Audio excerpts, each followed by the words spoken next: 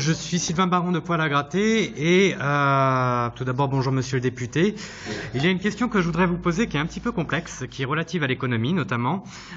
Vous savez sans doute que la région Bourgogne, la région PACA et la région Île-de-France ainsi que les villes de Niort et de Besançon sont très opposées au projet de traité TAFTA qui est actuellement négocié dans notre dos par Monsieur Hollande, dont vous avez fait la promotion électronique, la campagne électronique.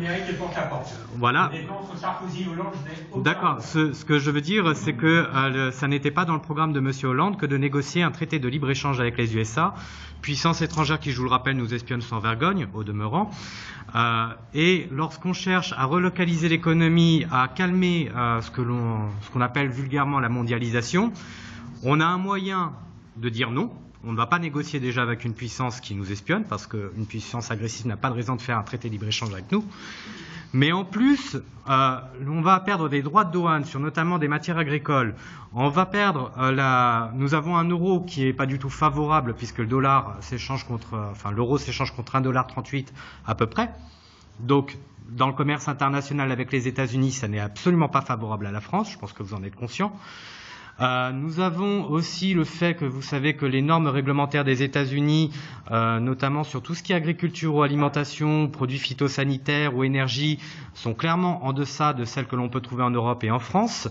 Donc si vous parveniez au mandat de maire à Bordeaux, est-ce que vous feriez comme les villes de Nantes ou les villes de Niort, et les villes de Besançon, une réunion du conseil municipal pour mettre en déroute ce projet de traité transatlantique, afin de dire que vous ne voudriez pas y participer, tout simplement.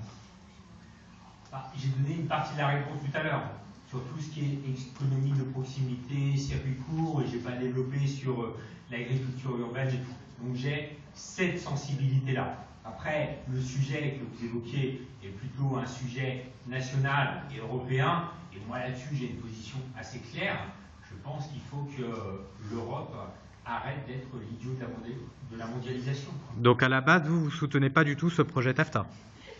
Je ne connais pas le détail, donc je suis toujours... J'espère bien que vous le connaissez un petit peu. J'ai lu un petit peu vos références, donc je sais que vous avez étudié un petit peu un petit peu plus jeune les aspects financiers des relations entre la France et les États-Unis et l'Europe plus globalement.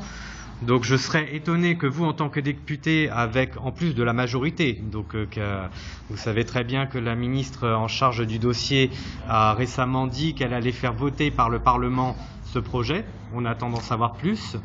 Donc en tant que député, en tant que futur maire qui forcément connaissait les bruits, surtout quand on soutient le projet européen, je serais étonné que vous n'entendiez pas parler de TAFTA. Oui, j'en entends parler. Dans une campagne municipale, je vous dis clairement que je fais pour la municipalité. Après, on reparlera comme député, mais je pense que quand un texte de loi arrive, on a toujours possibilité de le faire évoluer ou de le combattre. Bon, et si si au niveau de la municipalité, du conseil municipal, vous avez les Verts qui logiquement sont très sensibles à ces questions-là en termes agricoles, moi j'espère, vous poussent à faire un vote comme ce qui s'est passé encore une fois à Niort et à Besançon, vous l'accompagnerez? Ah oui, si j'ai des Verts, je l'accompagnerai. Au conseil régional, il y a eu un vote. Oui, c'est ça. Sur l'Aquitaine? Des écologistes, il y a eu un vote. Alors là, je suis très content d'apprendre. Vous me faites vraiment plaisir. Voilà. Je vous remercie.